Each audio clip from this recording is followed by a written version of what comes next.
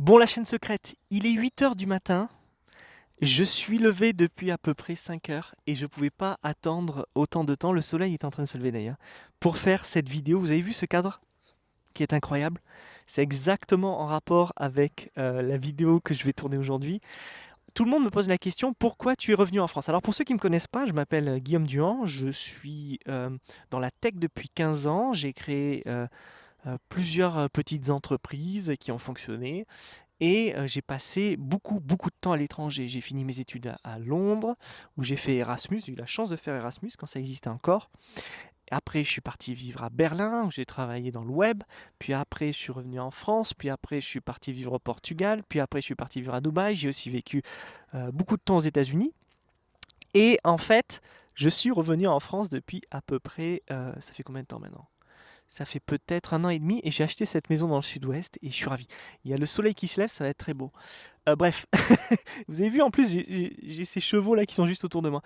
Pourquoi je suis revenu en France avec toute la merde qui se passe? Alors, les gens commencent à se rendre compte qu'en fait, notre élite, enfin, commencent à se rendre compte, ils le savent, mais ils sont en sommeil, commencent à se rendre compte que notre élite est sur le dos du peuple, vit grassement grâce au peuple, et on continue en fait d'enfoncer les entrepreneurs, de les empêcher de gagner de l'argent, de créer de la valeur, de créer des emplois, et donc par extension d'améliorer la vie des gens. Alors ça vous paraît très dogmatique, peut-être que je viens de vous dire, mais c'est la réalité. En France, en fait, on a beaucoup, beaucoup, beaucoup trop d'impôts. Et en fait, c'est le dernier pays où entreprendre. Alors vous allez me poser la question, mais pourquoi tu es revenu? Je suis revenu tout simplement parce qu'il y a une qualité de vie incroyable et que j'adore mon pays. Et à chaque fois qu'on me pose cette question, je me rappelle de ce que Charles Gave a dit. Charles Gave, c'est un économiste. Il a dit, en gros, je suis revenu parce que je veux couler avec le bateau. Si le bateau doit couler, je vais couler avec le bateau. Et je trouve ça génial. Je trouve que ça résume très bien ma pensée à moi, qui est de, faut pas être lâche. Je veux pas faire preuve de lâcheté. Et je suis très optimiste. Alors vous allez vous dire, il est naïf celui-là. Je suis extrêmement optimiste. Je pense que la France va se relever. Et je pense sincèrement, je vous le dis les amis, je pense sincèrement que les choses vont aller mieux. Alors peut-être que vous n'allez pas vouloir entendre ce que je vais vous dire. Peut-être que vous vous dites, mais c'est un peu n'importe quoi ce que tu racontes, Guillaume, et tout, tu rêves, ça changera jamais. Moi, je pense que quand on a touché le fond, on peut faire qu'une chose, c'est remonter. Et là, on va vraiment toucher le fond avec ce qui se passe en France. Je pense que les gens s'appauvrissent de plus en plus. Je pense que ça ne sert plus à rien d'entreprendre ni de créer d'entreprise parce que, en fait, c'est la croix et la bannière. Je pense que l'administratif, c'est une dictature sans nom, qui en fait, soit c'est masochiste ou je sais pas, mais qui en fait n'a qu'un seul but, c'est de détruire. Et je dis bien, c'est de détruire les chefs d'entreprise et les gens qui veulent gagner de l'argent. Et je pense qu'il y a un sérieux, sérieux problème avec l'argent et que les gens détestent l'argent et les gens qui gagnent de l'argent, problème de jalousie et tout le reste. Tout ce qui est culturel, ça va être difficile de le changer, mais je pense qu'en termes de société, au bout d'un moment, si on ne change pas, la France va vraiment, vraiment, vraiment s'appauvrir et devenir un pays qui n'innove plus du tout. La France des années 50-60 a été un moment, ça a été un moment incroyable où il y a eu le Concorde, le TGV, tout ça, etc. On est encore capable de faire des trucs de dingue. Et on en fait des trucs de dingue, les amis. Le seul truc, c'est qu'au bout d'un moment, on pousse les gens dehors, tellement on est dans un pays où il y a une dictature fiscale et administrative qui est incroyable. Bon, je veux pas faire de la politique ici sur cette vidéo ou quoi, mais ce que je veux dire par là, c'est que, euh, en fait, partir à Dubaï pour créer sa société, vivre, partir à Saint-Martin, au Luxembourg, tout ça, etc., ce sont des solutions de court terme. Et je m'en suis rendu compte avec le temps, c'est que oui, on peut effectivement passer 6 mois là-bas, 6 mois en France, chose que j'ai faite et que je vais potentiellement refaire, hein, je ne sais pas encore. Peut-être que je vais en avoir marre en fait. Là, aujourd'hui, je tiens ce discours, mais peut-être qu'un jour, j'en aurai vraiment ras le cul et je me dirai, bon, tant pis, c'est fini. Mais tout ça, c'est des solutions de court terme en fait. C'est des solutions de court terme parce qu'au bout d'un moment, en fait, on ne peut pas passer sa vie à sauter en fait de situation fiscale en situation fiscale et tout. Moi, j'ai 37 ans, je l'ai fait. Enfin, je l'ai fait. j'ai pas vraiment sauté de situation fiscale en situation fiscale parce que la plupart du temps où j'ai vécu à l'étranger, j'ai pas, enfin, la moitié c'était quand j'étais étudiant, l'autre moitié j'ai essayé de gagner ma vie jusqu'à arriver à ma carrière aujourd'hui.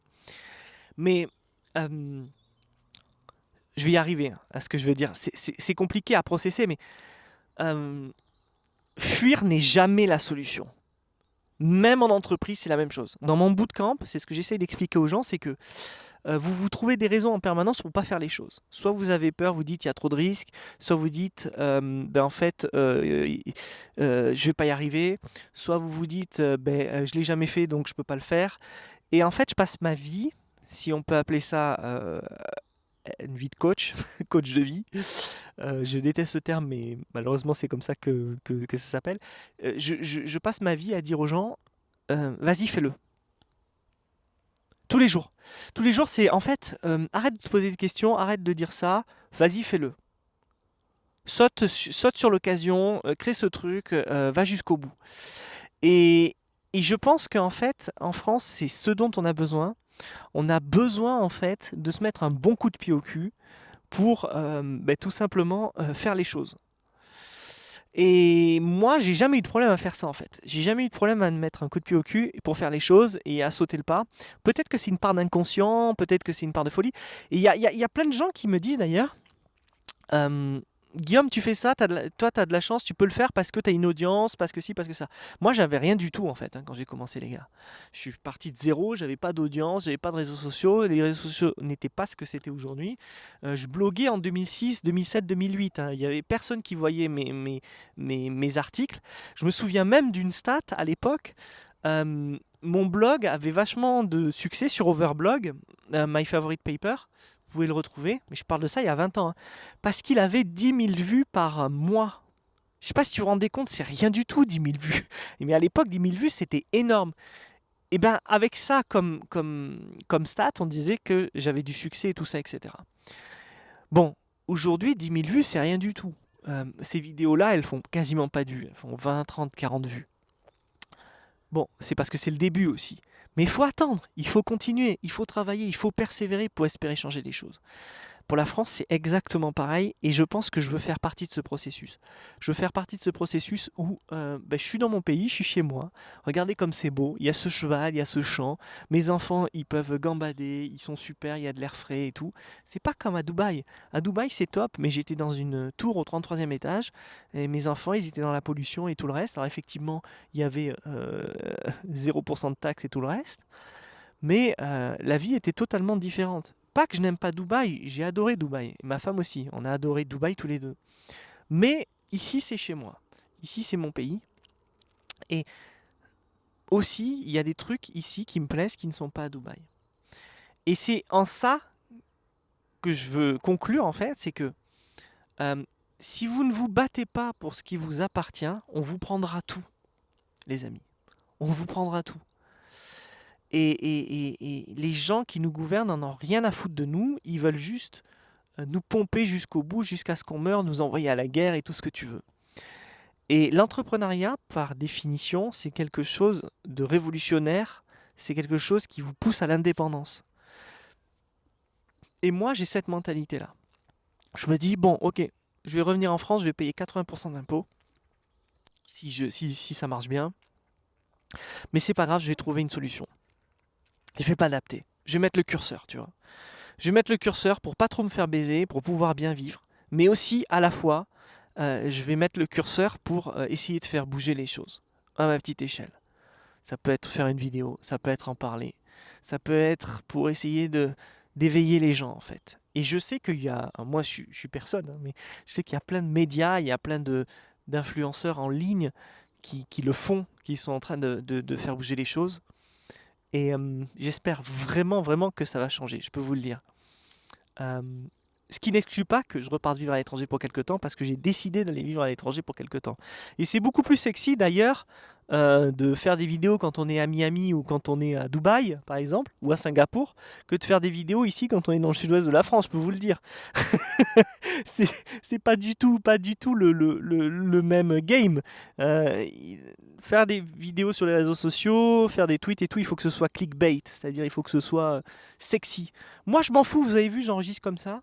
Ce qui compte, c'est de délivrer de la valeur en discutant avec vous et en parlant de sujets qui m'importent. Bon, il y a le soleil qui se lève. Je vais essayer de bouger le cadre. J'ai une petite colline là, je vais essayer de monter. Je sais pas si vous voyez. Ça, derrière moi, c'est l'abri que je vais détruire pour faire la tiny house que je veux faire. Alors, je sais pas si vous voyez, vous avez vu? Bon, personne n'est levé, je suis tout seul. Mais voilà, je vais conclure là-dessus, avec ce beau soleil rouge. Je vais conclure là-dessus, les amis. Il faut garder espoir. Hier, et c'est un jour terminé, et aujourd'hui, c'est un nouveau jour. Donc on avance. Voilà.